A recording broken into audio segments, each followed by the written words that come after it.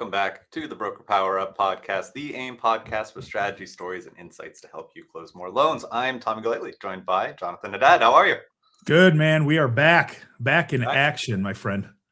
Yeah, we have a lot going on today. We have the Broker Buzz, where we dive into the top posts of the week from Brokers Our Best Facebook group and discuss what's trending, what's working, and what you need to know. And then we'll have the sales pitch training, where John helps us become better salespeople. Then we'll wrap things up, as always, with story time with John, and this is a special one. I look forward to hearing it again. So we have, how we start every podcast, a fortune cookie. So these have been a big hit, and not to brag, but the two podcast videos from Fuse that are coming out each week are our top performing posts of the week, which is super exciting.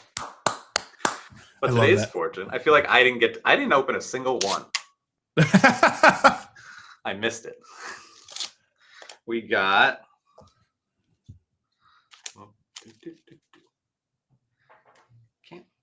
embrace the opportunities that tonight presents.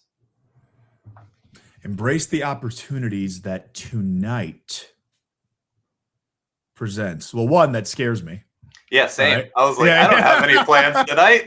My plans were cleaning the house. Oh no! My in-laws are coming for the holidays. We're just cleaning the house. I don't want any opportunities. Yeah, I mean, I'm going to take this more broad, personally on this one. I do. My nights and my mornings are just incredibly valuable to me, and especially now with 3 kids, the house is chaotic a majority of the day. Usually somebody's screaming or something's going on. So for me, I do believe that the opportunities at night of every night are for me to be as efficient as humanly possible to make my day tomorrow even better. And look, I'm not going to sit here and tell you every night I'm dialed in and I'm locked in and my calendar, I'd lie right to your face. I have just told you 3 kids. Yeah. So, but I do try every single night to go back throughout my day. What did it look like? What happened? What does tomorrow look like? What fires do I have coming up? How can I alleviate some sort of anxiety? Try to reply to all my emails, try to get through everything, try to have my quiet time. I do believe there's a ton of opportunities every single night. And that's how I'm going to take that one. Now, if something does pop up tonight, Tommy, we're going to talk about it on the next podcast, but that's my take on it. It's not sure yours. What about you? Yeah, I'm really hoping, like I said, I'm just planning on cleaning for my in-laws. So I'm hoping that nothing happens. I'm hoping it's as drastic as it gets. Yeah. Yeah, but I guess I can relate to this a little bit in that I've been, I definitely have attention deficit disorder when it comes to my hobbies, and it's about a yearly reshuffling of that. I just go back to old hobbies and drop the current hobbies, but they just kind of shuffle. They're on repeat, and they just cycle back and forth between like 3 or 4 different hobbies.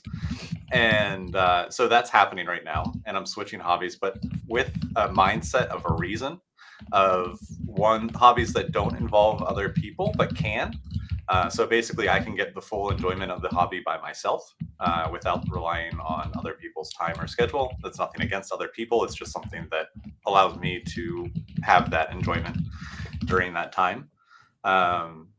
Whether it's like currently it's reading and getting back into miniature painting. And I didn't know you. Oh, no, yes, I did know you did that, actually. Never mind. All these paints right here. Correct. Yeah, so it's just very much things that I can do by myself, and I can drop at the second. Like, it's not like a video game where hold on, mom, 1 minute, I'm online playing games.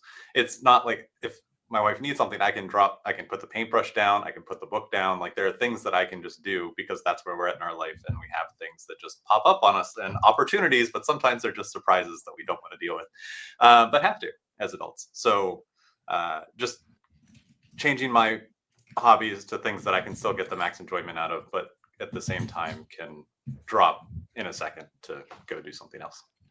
I feel like we do a whole podcast on just finding enjoyment. You know what I mean? Like, it's a constant struggle. It's a real thing too. And I think that's why I cycle, because I go through different times of the year. Like with AIME, for example, like there's a very busy time right before Fuse where my hobbies take a back seat and I just don't engage with any of them. And so I think that it's a post-fuse thing is when my hobbies tend to shuffle, because then I find I take a break from all my hobbies during that time. And then even with like Scotland, right? Like I wasn't doing any of my hobbies over in Scotland. So then it's just a long basically 2.5, 3 month part of the year where I'm not doing my hobbies. And so I get to during that time I get to think about what I want to do once I have the free time. And that takes a lot of time, honestly. But we ended up back at reading and painting. Yeah. And here we are again. We are. Yeah, I love that. But it's the consistency helps a lot too. Actually knowing it's like when you leave your safe space, right? And your brain realizes that, hold on, something's off. Yeah. It starts, it just like it does. It puts you back on, like for me, it's like NBA 2K. Yeah. I'll just tell you, like when I won't play video games for just months at a time, not for anything, but because to your point, I'm just slammed with whatever it is. But man, when I start to get lost, I'm just like, you know what? Let me just go play let me just get something out of there. So I appreciate that a lot. Like you have a place to go to every single time when your brain just needs it. Oh, absolutely. Absolutely. But cool. Let's dive into the broker buzz with our first question. It's a long one, but an important one. Yeah. I have a newly married couple currently in an FHA financed home. They're looking to buy a new primary residence using another FHA loan with 3.5% down, which is especially important to them financially at this point. Here are the details. Departing residence has an FHA loan that will be rented out, but they won't use rental income to qualify. They can afford both mortgage payments. New home is 1.5 miles away. Similar in size, but they prefer the layout and want it as their new primary. No job relocation or increase in family size. Have any of you had success getting a second FHA loan approved in a similar situation? Does this fall outside of HUD's exceptions, or is there room to make a case if the departing property is being held as an investment? Appreciate any insights in recent experiences. All right. So you're not going to like my answer on this one, but I'm just going to tell you that is not an exception that's going to get granted. So basically, Tommy, what this is FHA. You can have multiple FHA loans, but FHA has some just specifics around them allowing you to carry two FHA specific loans. And a lot of it has to do with job relocation, house size is another one.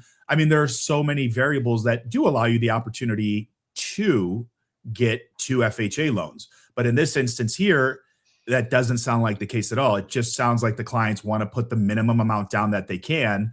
They found another house 1.5 miles away, and it's the same size, just they like the layout better. And I'm not saying that in a condescending tone. Don't take it the wrong way. I'm saying that so you can assess it as a loan officer and ask yourself, well, does that really make sense? Like, can I justify it to an underwriter? Do I really have the merit? Would I put, like, ask yourself this, would you put your mortgage license on the line that, like, hey, they for sure want a new layout and they just hate their current layout? The answer is no, you wouldn't. You just wouldn't. Now, let's just say they say we're having our twins. Like me and my wife and I got surprised, twins. Oh my gosh, we need a bigger house. That house happens to be 5 miles down the street. Yes, you can fight and claim and go through that exception. I'd put my license on that. I'd say, look, she's pregnant, right? They're having twins. They need this place. It just happens to be close by. So in this instance here, I'm going to push back on the client really heavily. Hey, can you just, why 1.5 miles down the street? Like, what's this going to change for you and your family? And they're already thinking about renting out this current place right away, right? It's like, was this part of the game plan? Look, part of the things we have to be more cognizant of as loan officers right now is ChatGPT and other AI services that are literally telling clients that they can do stuff like this, and they can't. Yep. But the clients are more sophisticated. You and I talked about it on a podcast not long ago where I said we're seeing a lot of this already, and I don't anticipate it to slow down. So I would push back. This is not going to get accepted. If you want it to work, have them refinance their current property into an investment property. Just have them do it. Or the other path you can take is see if they currently qualify now for like a home ready program, which is Fannie Mae's ability to still put down 3% without being a first-time home buyer. But you have to fall within the income limits. And then worst case, I mean, they can find 1.5% extra down. They just can. I know they can. It's doable. It's there, whether it's a gift or however it comes. Just have them go conventional, find that 1.5% down. Or if they're truly adamant about FHA, they're going to have to refinance their current property to an investment. It doesn't sound like they'll be able to. They probably don't have the equity to do that. They'll need certain equity positioning to keep it an investment property. So in your case here, it does sound like their best path forward is to find the additional 1.5% and go the conventional route. But please, loan officers out there, push back on this, ask questions, and just ask yourself that question. Would I put my license on the line? And if you can't confidently say yes to that, even 98% yes to that, I would push back and just not do the loan. Clients are getting smarter and smarter and smarter, and you got to be that force in between that protects our industry. So that's my take on it. That's exactly what I would do. I don't believe this is an exception that will get granted. Yeah, AI becomes mass adopted and everyone becomes an expert. You need to remind them that you are the mortgage expert. That is correct. Moving into our next question. I'm doing a purchase loan for a nurse with great credit and a lot down, but I have to go FHA due to income. She is a nurse, and every 2 weeks she gets a $200 shift bonus. She just started as a nurse within the last month. Does anyone have any experience with a shift bonus for a nurse? Wondering if the underwriter will use this as current income instead of needing 2 years. So shift bonuses are incredibly common for nurses, right? It's literally, hey, you picked up a shift. I'm getting a bonus for that shift. I'm picking up someone else. It's very, very common.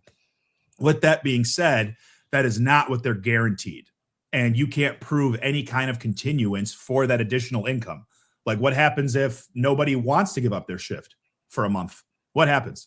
Then here's the pay that this person's going to get. So there's no way to average out what the shift bonus is going to be. Now, you said they just started as a nurse in the last month. So there is going to need to be more context there. What did they do prior? Did they get any kind of bonus prior? Was it in a similar line of service, right, where they're helping people and it's a similar line of nursing to an extent? There might be some paths there, but in this case here, as it currently stands, the answer is no. I'm also curious, client has great credit and is putting a lot down. Why FHA? Not saying that that's not been the case before. We've had to do that as well. Everything checks out, but whether it's debt to income purposes, you need more of some wiggle room, so you'll go FHA. Whatever the case might be, I would try to figure out, like, why do you need to go FHA if they're putting that much money down on the property? But in this case here, no, I don't see you being able to use the shift bonus. Clients either going to A, have to come up with more money down, or B, what else I would challenge you to do is see if you can pay off debts if they have any debts to bring debt to income down, if that's the issue you're running into. So pay some of those debts off at closing as opposed to the consumer having to bring even more money down. Have them use some of that money to pay off debt, get debt to income down. Also, look at FHA adjustable rate mortgages. It's a 115 cap. And so what that means is the rate can only go up 1% or down 1% after the initial 5 years. So there's a lot of protection there and could potentially help bring your debt to income ratio down, depending on the FHA ARM product that you pick and how it bases the debt to income off of what specific rate on the adjustable rate. But we've been doing quite a few adjustable rate mortgages as of lately to help with the debt to income purposes.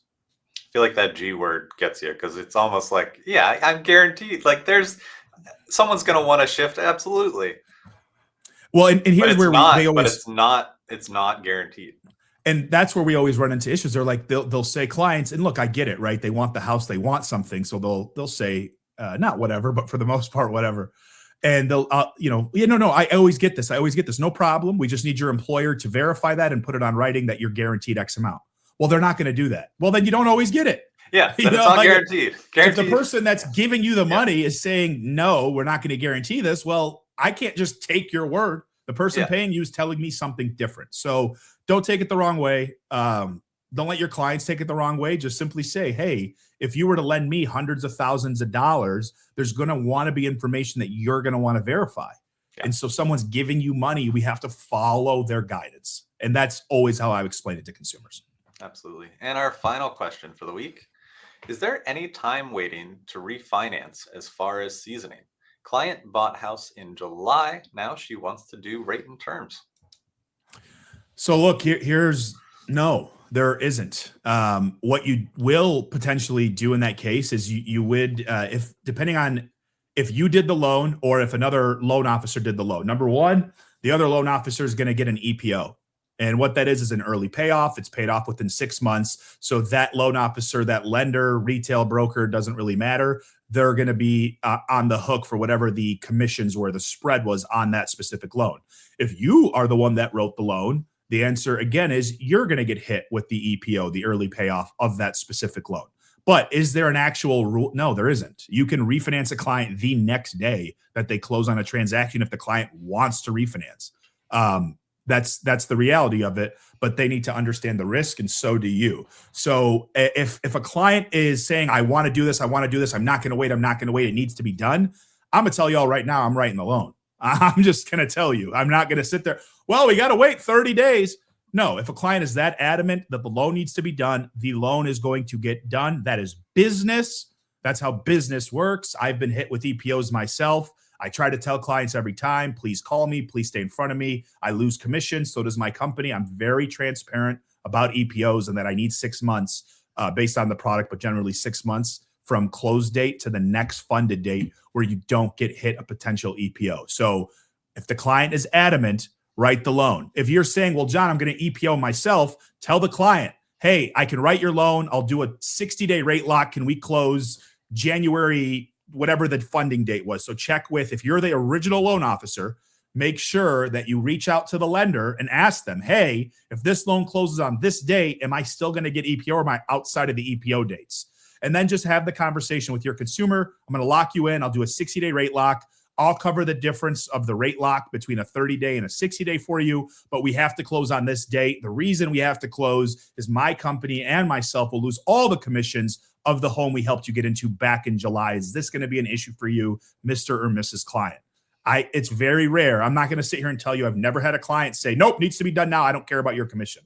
I've had that happen, but far and few between. A majority of clients tell me, yeah, that's all right, especially if you're going to cover that 30-day difference in the rate lock for me. I really appreciate that. So that's the conversation. That's how I would have it. But no, client wants to do it. As long as they're finalized, they're on title, they can do a rate and term literally the next day. Makes a lot of sense. Well, if you want your question answered on the Broker Power Up podcast, be sure to use hashtag Broker Power Up when commenting in the Brokers Are Best Facebook group. If you are not in there and not a member, scan the QR code, check out the link in the next ad, and we'll be right back with some sales pitch training. Are you a wholesale mortgage professional? Well, then the very first thing you need is a community to help you and your business grow. With AIME membership, your community is right here. Joining our community means never navigating the market alone or operating without a safety net ever again. We are 16,000 members strong of united wholesale professionals. From rookies to top-ranking originators, all dedicated to supporting each other's success so we can grow together. Beyond entry to the best community in the mortgage industry, AIME membership gives you the resources, tools, guidance, discounts, services, and support that help you and your wholesale business grow, thrive, and most importantly, close more loans. AIME membership connects you with leading wholesale lenders and vendors, offering you exclusive access, services, and discounts that save you more money while helping you make more money. Never get stuck on a loan again with our lender escalation program. Grow your network and skills with the wholesale industry's best conferences and networking events. Get the strategies and skills of top originators and industry innovators with AIME's cutting-edge wholesale mortgage education, resources, and content. AIME offers all of this and more, starting at a low price of $19.99 a month. You heard it here first, couple cups of Starbucks coffee. For you to learn more and get started, all you have to do is visit aimegroup.com, AIME group.com/membership. Your community is waiting. and I'm waiting to become a better salesperson. John, what do we got? Yes, sir. So today is the DEP framework. These are for your clients, your real estate agents that are just coming in hot, whether it's a low appraised value, whether it's just a client that's pissed off, a missed closing, a missed guideline, whatever the case might be. This is how you disarm and engage every single time. This is called the DEP framework, DEP. So number one, disarm the emotion. This is the pressure release valve. So you must not reply to emotion with logic. Like that gets you into so much trouble, right? It's like my wife and I. If she is upset with me for something, and I'm like, well, logically, we're done. And that has nothing to do with just my wife. That has to do with anybody else that you're running into a potential confrontation with. That's just the easiest example because it's relatable to a lot of us, whether it's our significant other, our spouses, whatever the case might be. So in that specific situation, it is very important to not reply with logic. You need to disarm the emotion. So you remove the emotional charge so you can at least set a tone for the conversation. So I hear you, Tommy. I'd feel the same way if I were in your shoes. Something that just brings it down. Let's slow down for a second. You deserve to feel heard. So I'm going to mute my phone and I want you to just unload. Whatever you got to get off your chest right now, let me have it. I'm ready for you. I'm going to take notes and just mute my phone. I'm here to answer your questions. So why this works is it's letting them know you're not the enemy, right? Because when they're calling, their initial thought is, this is the enemy. This is who I need to attack. This is who I need to destroy. So you're their only line of sight at that moment in time. So that's why, generally speaking, us as loan officers are just that blunt force. We take the hits every single time. So disarm the emotion. Never respond with logic. Please, I'm begging y'all. But neutralize and disarm right away. Number two, engage with clarity. Turn the chaos into data. Make it easier to follow, easier to understand. So after they're going through all their emotion, and you're simply saying there, I appreciate you letting me know all of this. So let me walk us through what has occurred. From my perspective, here's what happened. And the only reason I'm walking through this, Tommy, is so that I can help you better. Do I have permission to go through this with you right now? Yeah. Right away. Basically, you want to align yourself as on their team. You're not the enemy. You're on their team trying to figure out their problems. 100%. And then when you engage with clarity like this, me asking for permission is going to let me know their tone again. So after I've acknowledged, I'm setting the emotion. Hey, can I give you my perspective and the why behind it? And do I have permission to go through that right now with you? They're saying yes, opens the door. Them saying no lets me know emotions are still way too high. Yeah. Right. And if emotions are too high, go ahead. Asking for permission may sound a little forward or a little just like matter of fact, but them saying yes to that, it's a yes or no question. And them saying yes to that really opens up, and they're not going to say no because they want the answers. Usually, I would assume so. So they're going to say yes, but then saying yes to, do I have your permission, is like, that's carte blanche. It's you nailed it, Tommy. And look, we've talked about it before, right? I try not to ask yes or no questions, but there are times where you do need it. And these are one of those times. That permission now gets you back in the door to have a conversation. Now they're saying, they're coming in saying, you're the enemy, you're the enemy. Now they're just giving me permission to show my perspective on what occurred. So I'm no longer the enemy. We're now having an open dialogue. It's still confrontational, but now the confrontational conversation has turned into one that's moving forward. It's no longer being stagnant or moving backwards, which is what you getting yelled at does. And then the last piece of it, really simple, pivot to the solution. So I'm here to help you. We don't need to debate the past. We don't need to talk about what has happened. This has already happened. We're both on the same page now. So here's what we're going to do next. There is a path forward. Let me walk you through this step by step. This reestablishes you as the leader in the room, and it's very important. So the clients are going to follow the calmest operator. That's just the reality of how this works. Clients always are going to follow that specific person. And so it's very important for you to set that tone and know how to do this, especially early on in your career. And if you're sitting on an island by yourself all the time, it makes it more difficult to learn these methods and these tips and tricks, which is why stuff like this is so helpful for us to engage with. With that being said, there is a part to where you need to disconnect yourself from the conversation. So if things are just getting heated and heated and heated and it's going nowhere, it is very important that you start to disconnect. And this is your lifeline whenever things get too hot. Hey, look, right now, obviously, we're not on the same page. And I know you're upset with me. And I wanted to hear you out. And I'm trying to walk through solutions, but I know that's just not where we're able to get to at the moment. So I want to give you the best solution. But right now, the energy is just too high.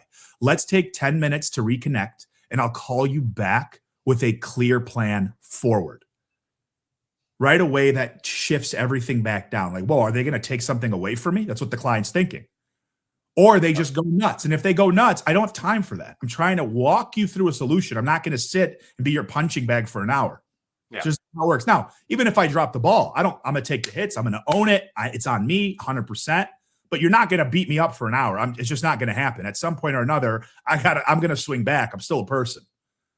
But this allows me to get all the frameworks I need up front and allows me to professionally disengage. Disengaging the way that I did isn't running away from it. It's literally saying, hey, I'm establishing control of the timing of this, and I'm stopping this emotional spiral because nothing's happening. So we're going to take a step back and move forward.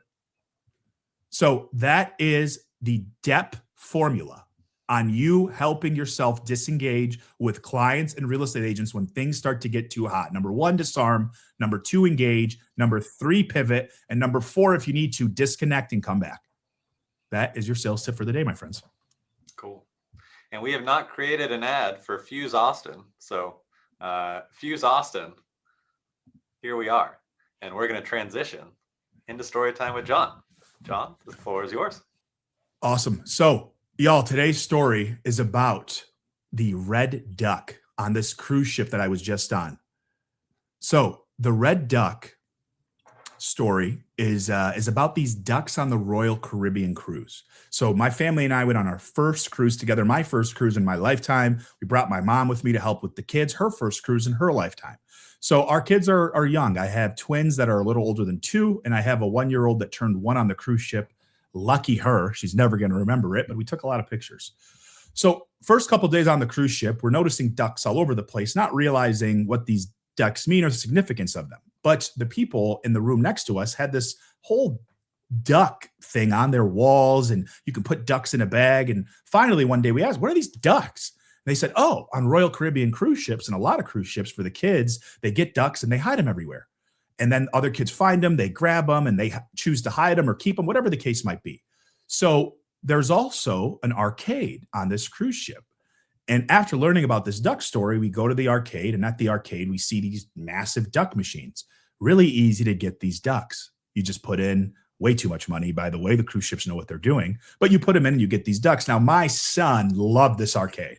He got there every morning. He said, Dad, arcade, arcade, arcade. And so we go to the arcade. I take my son, my 2 daughters, and we start playing this duck game. We get 25, 30 ducks. I mean, we are just hammering out these ducks. I start to get competitive. And then I actually got cut off. You have a limit on what you can spend at the arcade daily. They're like, you've reached your limit for the day. I knew we'd been there too long. So we get all these ducks, and my son gets a red duck. Red is his favorite color. I mean, this kid loves red. He has Crocs that are Mario red. He has Spider-Man gear that he only wants to wear every single day. He's got red hats. Whenever we go to a restaurant, he points at all the red drinks. Getting anything red out of his hands is a nightmare. I mean, he goes ballistic. You can only imagine he's a little older than 2. But he gets this red duck, and he loves it. He is attached to it, holding onto this duck all night. Well, the next day after we learn about everything with the ducks, we ask the kids, hey, do you guys want to give ducks away to other little kids? Both of my kids say, yeah. And so my wife says, which duck do you want to give away? We have our 25, 30 ducks laid out. My son goes and grabs the red duck. I said, buddy, are you sure that's the duck you want to give away? He says, yeah. Okay. Now, my wife was all excited. In the back of my head, I'm like, there's no shot this boy is going to hand this duck over to another child. There's no shot. So we start walking, and my wife said, hey, let them pick who they want to give the ducks to my son and daughter. And my youngest one, she just went along with whatever. But my 2 twins, they're cognizant enough to know what's going on.